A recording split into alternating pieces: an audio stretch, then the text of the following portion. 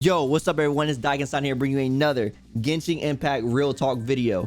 Already got my next topic and I'm ready to talk about it with you all. But before we begin, I gotta need you guys' help. As always, if you like this type of content, make sure to subscribe to the channel, turn on notifications so you know the next video goes live. Now, today's topic, does Genshin Impact need a roadmap? I know a lot of people have been asking for a roadmap for this game, but first we need to talk about the basics. What is a roadmap essentially when it comes to video games? A roadmap is basically a planned schedule of future updates to the game. So you can think of these like season passes for like any type of game you play, like say like Call of Duty has a season pass, or like a fighting game, stuff like that. That is planned content that the developers showcase over time to have promised dates for when you can expect things. Now there's some pros and cons that you should be aware of when it comes to actually this thing happening. When it comes to this, one is obviously the pros being mainly for the consumer, but the cons usually being for the developer. Now let's talk about it. So pros, obviously it is a set expectation, so the actual consumers know exactly what's going to happen. It gets them excited because they can see, you know, when they can expect this new update to come. That's very good. It's very exciting. They know, you know, when this happens, they can plan for the future and stuff like that.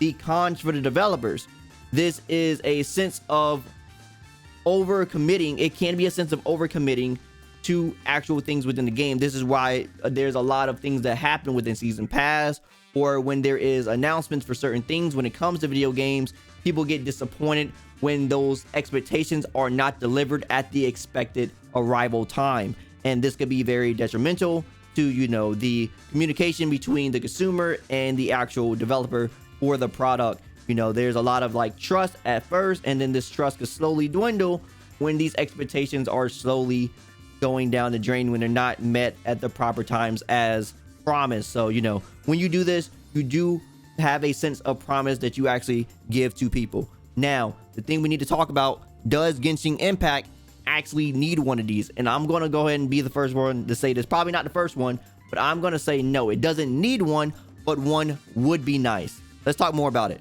As we were just stating, if Genshin Impact did a long roadmap, say like a few months of ahead, it will set massive expectations for when content is supposed to come out. Of course, we get updates every about 6 weeks, but who's to say that things doesn't change over time? You know, when we have these type of updates, there's plenty of things in game development that just simply shift. Either developers have a brand new or better idea than what they were going to do before, or sometimes they run into difficult problems where things have to get pushed back. It happens all the time. Game development is something that is a strenuous process, and they're always trying to implement more and more creative things with the coding and like personalities that they have that are doing these type of things. So that's one thing to keep in mind when it comes to this. We can't have a roadmap for something that we don't know, if they don't know like the functionality. Now, of course, there's a difference between a roadmap and a internal vision. I'm sure Mihoyo by now has an internal vision of the things that they want to happen over the scope of the game, over a few, maybe like a year or even two. Now, the thing about that is the in-betweens, the things people call filler patches and stuff like that. So, you know, these type of things with all the mini games and stuff, things could change, things could fall apart, some things could be not as functional as they wanted, they switch things up and stuff like that.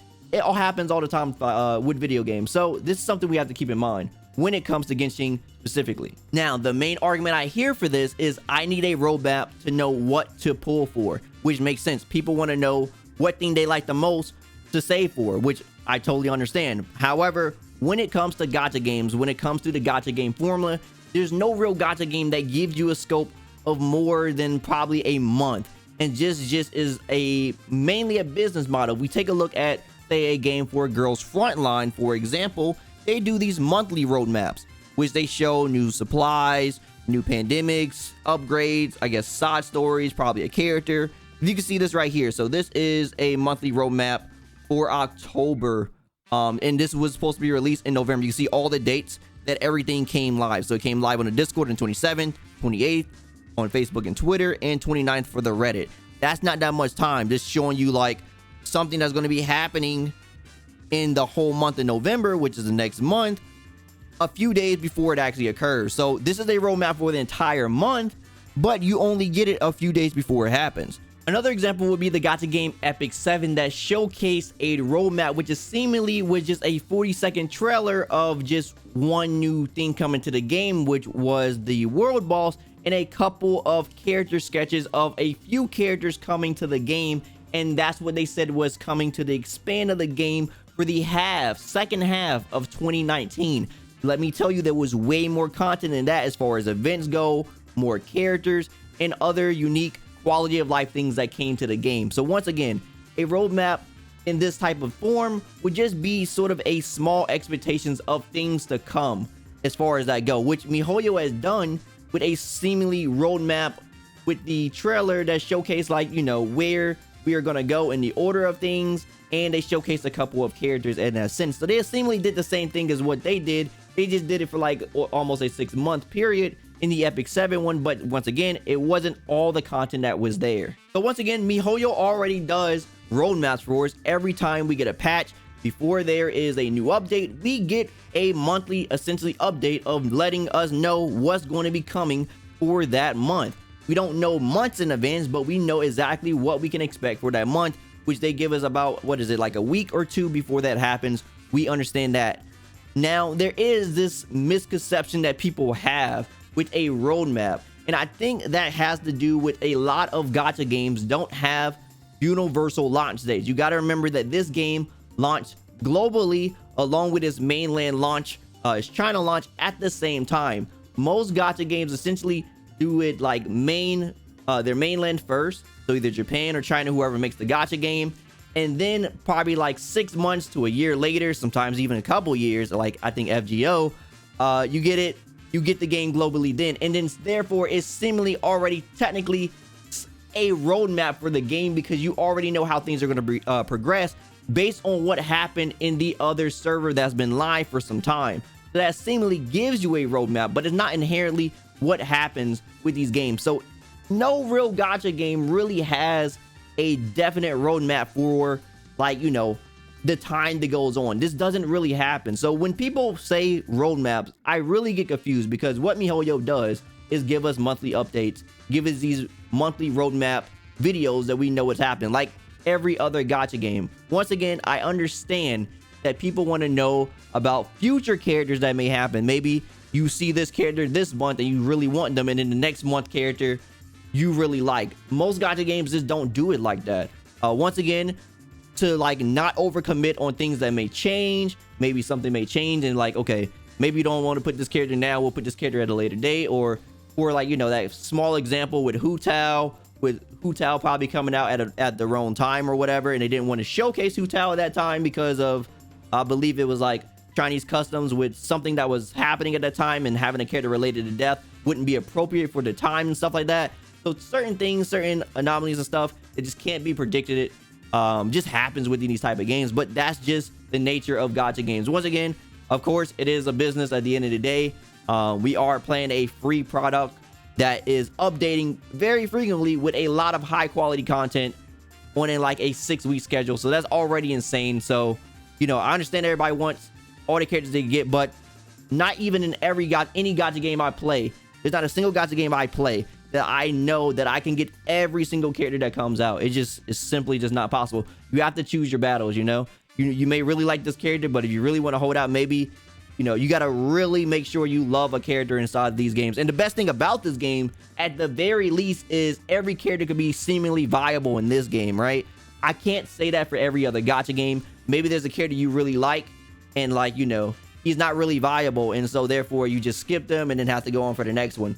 But at least, you know, in this game, every time you're getting a character, if you like them, you're getting something that can be used for the content within the game, because there's nothing really that hard outside of really Spiral Abyss and some of the events. If you put it on like higher difficulties, what they're allowing you to do a lot more frequently, which is good. So in conclusion, I don't think Genshin Impact needs a roadmap outside of the monthly roadmap as far as an extended one. It would be nice for people who want to basically see what's beyond, to make a more conscious decision about the characters that they want. But just be happy with the characters that we do have, because if you get the character, but there's a character you like better, they will come, and you know the character that you got is going to be quality, because he's going to be able to do majority of the content that's in the game because of how the game is made and how the characters are seemingly all pretty strong. So anyway, let me know what you guys think about this topic. Do Genshin Impact need a roadmap? Let me know if there's any other like questions or like, you know, any other comments and stuff. I would definitely be reading the comments. Be trying to interact with all you guys as much as possible as always. As anyway, if you like anything I had to say, drop me a like, I greatly appreciate it. And if you're wearing more from me, follow me on my socials. Also, don't forget to subscribe and turn on notifications so you know the next video goes live. Also, jump in our Discord too if you're not in our Discord. We got plenty of these type of discussions inside there as well. So in conclusion, I don't think Genshin Impact needs a roadmap outside of the monthly roadmap as far as an extended one. It would be nice for people who want to basically see what's beyond to make a more conscious decision about the characters that they want. But just be happy with the characters that we do have, because if you get the character but there's a character you like better, they will come, and you know the character that you got is going to be quality because he's going to be able to do majority of the content that's in the game because of how the game is made and how the characters are seemingly all pretty strong. So anyway, let me know what you guys think about this topic. Do Genshin Impact need a roadmap? Let me know if there's any other like questions or like, you know, any other comments and stuff. I would definitely be reading the comments. Be trying to interact with all you guys as much as possible as always. As anyway, if you like anything I had to say, drop me a like, I greatly appreciate it. And if you're wearing more from me, follow me on my socials. Also, don't forget to subscribe and turn on notifications so you know the next video goes live. Also, jump in our Discord too if you're not in our Discord. We got plenty of these type of discussions inside there as well. As always, my name is Daikin, and I'll see y'all next time. Signing out.